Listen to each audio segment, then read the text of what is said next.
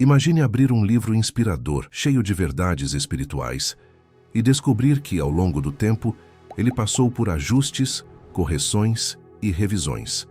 Para alguns, isso poderia parecer um sinal de perda de autenticidade. Para outros, seria apenas uma demonstração de cuidado e aperfeiçoamento.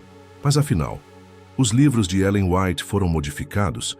E se sim, isso compromete sua mensagem ou sua inspiração divina?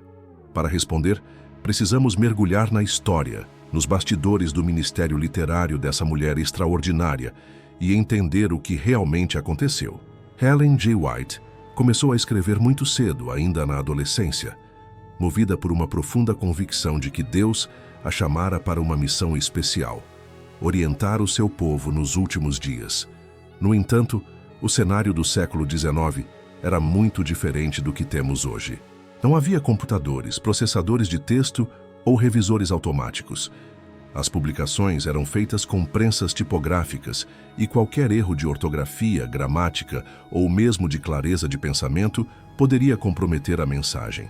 As primeiras obras foram produzidas com urgência, porque havia uma pressa santa em espalhar a mensagem.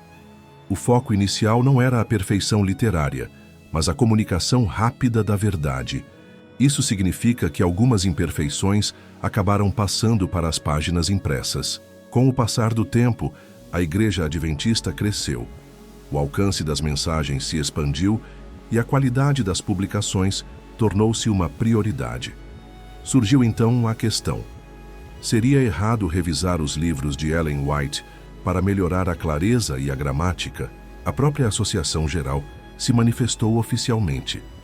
Declararam crer que a inspiração divina não é um ditado mecânico das palavras, mas uma iluminação sobre os pensamentos do escritor.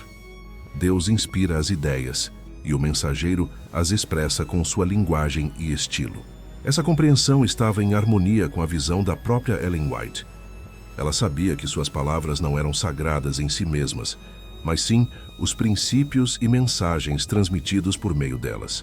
Por isso, não fez objeção a revisões que melhorassem a forma.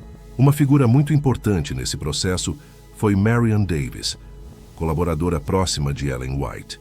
Marion tinha talento especial para a organização, gramática e clareza textual. Sua missão não era mudar a mensagem, mas lapidar o que já estava escrito. Podemos dizer que Marion Davies foi como uma editora dedicada, trabalhando ao lado de Ellen White para elevar o padrão das publicações. Ellen confiava plenamente nela e a via como uma auxiliar providencial para que o trabalho fosse feito com excelência. O posicionamento de Ellen White pode ser visto em carta a Uriah Smith, publicada em Mensagens Escolhidas, volume 3, páginas 96 a 98. Tanto quanto possível, todo defeito devia ser removido de todas as nossas publicações sem destruir o sentido. Essas palavras mostram que ela mesma aprovava o processo de revisão, desde que o sentido original fosse preservado. Algumas pessoas, porém, poderiam pensar: se os textos foram alterados, a inspiração foi comprometida. Mas isso não é correto. A Bíblia, por exemplo, também passou por traduções, copistas e ajustes gramaticais ao longo dos séculos. Ainda assim, sua mensagem central permanece intacta e poderosa. O que garante a autoridade de um texto inspirado é a fidelidade à mensagem. Ellen White nunca afirmou que cada palavra que escreveu veio diretamente de Deus como um ditado verbal.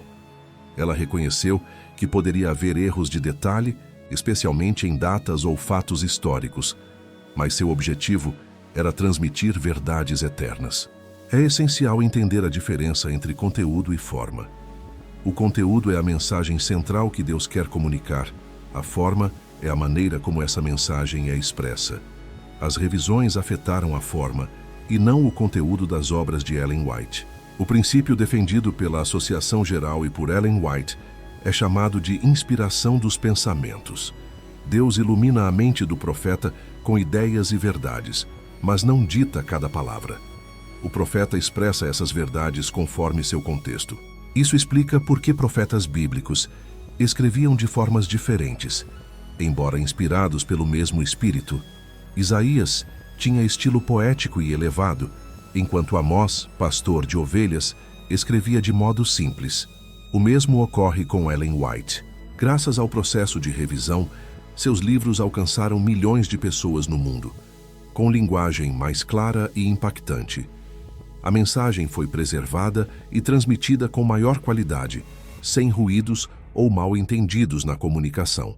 Hoje, ao ler obras como O Grande Conflito, Caminho a Cristo ou Educação, temos certeza de que a mensagem é a mesma que Deus confiou a Ellen White, apenas expressa com maior clareza para benefício de todos os leitores.